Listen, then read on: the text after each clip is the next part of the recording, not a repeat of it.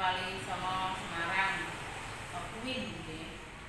Nah untuk itu nanti anak-anak harap siap dengan pembelajaran yang akan disampaikan oleh Ibu Fitri ya anak-anak ya.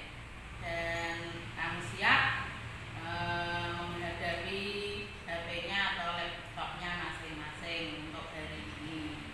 Nah sekian dulu informasi lebih lanjut akan saya serahkan pada Mbak Fitri. Wassalamualaikum warahmatullahi wabarakatuh. Assalamualaikum warahmatullahi wabarakatuh. Selamat pagi semuanya. Bagaimana kabarnya hari ini? Semoga selalu dalam keadaan sehat ya. Nah, sebelum memulai pembelajaran pada pagi hari ini, kita mengawali dengan bacaan basmalah bersama-sama. Bismillahirrahmanirrahim. Semoga pada pembelajaran pada pagi hari ini dapat berjalan dengan lancar. Amin.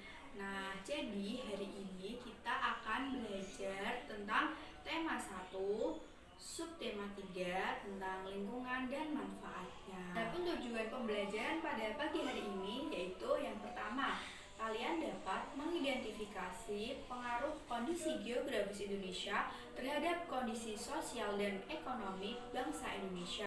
Yang kedua, kalian dapat membedakan pengaruh kondisi geografis Indonesia terhadap keadaan sosial dan ekonomi masyarakat. Dan yang ketiga, kalian dapat menentukan ide pokok dari bacaan yang nanti Ibu berikan kepada kalian semua. Nah, langsung saja ya. Ini bisa dilihat. Di sini ada gambar apa anak-anak? Ayo, ada yang tahu? Iya, benar. Jadi, ini merupakan gambar jembatan Suramadu. Ada yang tahu jembatan Suramadu terletak di mana? Iya, benar. Jadi, jembatan Suramadu terletak di antara Pulau Jawa dengan Pulau Madura. Sebenarnya, Pulau Madura ini masih Provinsi Jawa Timur. Akan tetapi, Pulau Madura ini terpisah dengan kabupaten-kabupaten yang berada di Provinsi Jawa Timur. Karena apa? Karena ini merupakan salah satu contoh keadaan geografis di Indonesia. Nah, kondisi Indonesia yang merupakan negara kepulauan ini di setiap pulaunya memiliki karakteristik yang bermacam-macam. Salah satunya yaitu di bidang alam sampai di bidang sosial. Sehingga di setiap pulau ini memiliki bervariasi potensi dalam bidang alam maupun bidang sosialnya. Dimana dalam keadaan yang berbeda-beda ini bukan menjadi penghalang atau pemecah dalam suatu bangsa, namun menjadi pemersatu suatu bangsa karena dengan adanya yang keanekaragaman mengakibatkan sebuah persatuan. Seperti itu ya anak-anak semua. Nah, pengaruh kondisi negara Indonesia sebagai negara maritim dalam bidang ekonomi yaitu salah satunya dapat dilihat ya anak-anak semua. Ini gambar apa?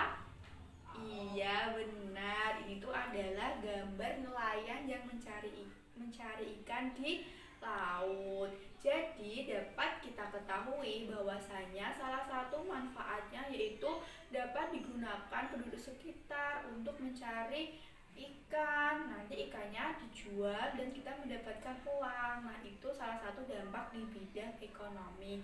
Nah, selain itu ada manfaat apa lagi ya, Bu? Oke, Ibu kasih tahu lagi ya. Nah, kalian pernah itu wisata ke laut, ke pantai? Iya, salah satu yang dekat sini di Pantai Karangjaya. Iya, di situ kan bisa membuka lapangan bagi penduduk sekitar.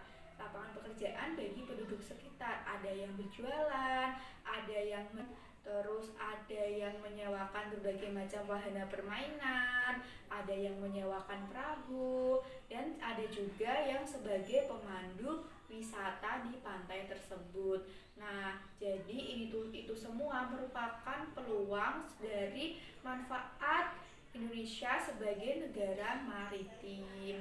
Bisa dipahami anak-anak semua? Pinter. Anak-anak bisa menulis ya, mencatat tadi apa saja yang Ibu terangkan.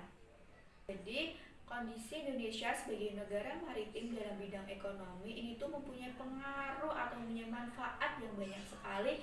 Tinggal bagaimana kita sebagai manusia dapat mengolahnya atau dapat memanfaatkannya secara baik mungkin, gitu ya. Nah, materi selanjutnya yaitu tentang pengaruh kondisi geografis Indonesia terhadap keadaan sosial masyarakat. Dapat diketahui, letak Indonesia merupakan terletak di antara benua Asia dan benua Australia, di mana Indonesia ini merupakan salah satu jalur pusat perdagangan, di mana para negara-negara yang lainnya itu melewati negara Indonesia untuk jalur perdagangan, sehingga negara Indonesia ini dijadikan tempat transit para negara-negara asing.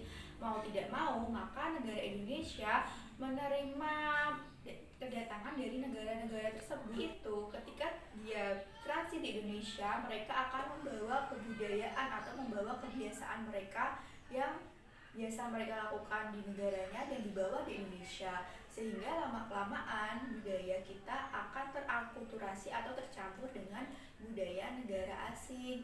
Jadi kita sebagai warga negara harus bijak dalam mempertahankan atau dalam menerima suatu kebiasaan baru yang datang ke negara kita, seperti itu. Salah satu pengaruh dari keadaan geografis Indonesia sebagai negara maritim dalam kehidupan sosial masyarakat, yang pertama yaitu dalam bidang komunikasi, di mana dalam bidang komunikasi ini dapat memperlancar interaksi antar penduduk dengan mudah.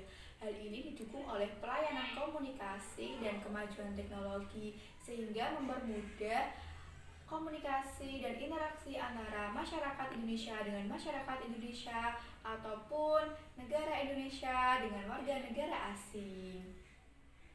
Yang kedua yaitu terjadinya pembauran, pencampuran, atau peleburan budaya dari antar pulau ataupun dari antar negara.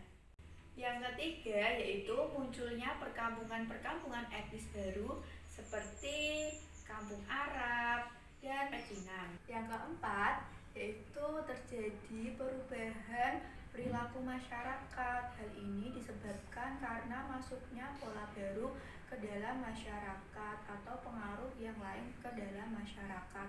Oleh karena itu, kita sebagai masyarakat Indonesia harus bisa memfilter atau menyaring berbagai macam budaya atau sesuatu yang baru masuk ke dalam budaya kita sendiri. Yang kelima yaitu terjadinya perpindahan ilmu, pengetahuan, dan teknologi, di mana dengan kondisi negara kita yang seperti ini, kita dapat melakukan pertukaran pelajar dari negara Indonesia ke negara tetangga. Seperti itu ya anak-anak semua. Nah, sampai sini apakah ada yang ingin ditanyakan? Kalau ada yang ingin bertanya, silakan bertanya melalui WhatsApp grup kita ya, WhatsApp grup kelas 5. Nah, sekarang agar kalian lebih mengetahui dan lebih paham dan ibu guru tahu seberapa besar kemampuan kalian, ibu guru akan memberikan tugas, yaitu silakan buka buku tematik halaman 146. Di situ kalian nanti membuat laporan dengan format di atas ya anak-anak. Nah, di dalam laporan tersebut kalian bisa menuliskan pengaruh keadaan Indonesia sebagai negara maritim dalam bidang sosial maupun bidang ekonomi. Tugas dikumpulkan pekan depan ya anak-anak. Oke, baik. Sampai sini apakah ada yang ingin bertanya?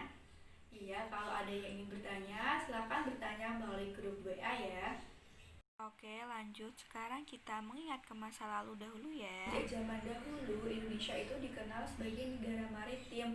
Bahkan Indonesia sempat memiliki masa kejayaan pada saat Kerajaan Sriwijaya dan Kerajaan Majapahit. Oleh karena itu, di sini ibu guru mempunyai bacaan yaitu mengenai kejayaan bahari pada masa lalu. Dibuka ya di buku tematik kalian pada halaman 148. Silahkan kalian membacanya dari paragraf 1 sampai paragraf 9. Nanti di situ kalian mencari ide pokok dalam setiap paragrafnya dan menuliskannya di buku tema kalian masing-masing. Dapat diketahui bahwasanya ide pokok itu merupakan suatu dasar atau permasalahan dalam suatu paragraf. Nanti di situ kan ada 9 paragraf. Nah, kalian dalam setiap paragrafnya itu dicari ide pokok. Nah, ide pokok itu biasanya terletak kalau tidak di awal paragraf ya di akhir paragraf. Seperti itu ya anak-anak semua, dapat dipahami? Oke, baik. Cukup sekian pembelajaran dari Ibu, kurang lebihnya mohon maaf. Sebelum mengakhiri pembelajaran pada pagi hari ini, alangkah baiknya kita membaca hamdalah bersama-sama. Alhamdulillahi Rabbil Alamin. Terima kasih, semoga pada video kali ini dapat diambil barokah dan manfaatnya. Sekian dari Ibu. Wassalamualaikum warahmatullahi wabarakatuh.